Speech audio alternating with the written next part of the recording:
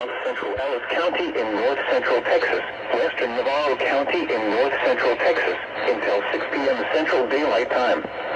At 5:10 p.m. Central Daylight Time, a severe thunderstorm was located near Blooming Grove, or 12 miles south of Ennis, moving southeast at 20 miles per hour. Hazard, 60 miles per hour wind gusts and half-dollar size hail. Source, radar indicated.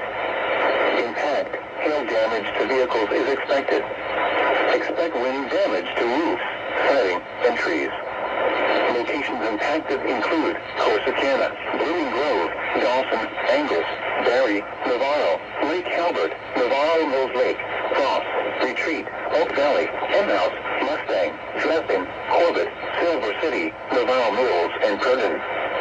This includes Interstate 45 between mile markers 224 and 229. For your protection, get inside a sturdy structure and stay away from windows.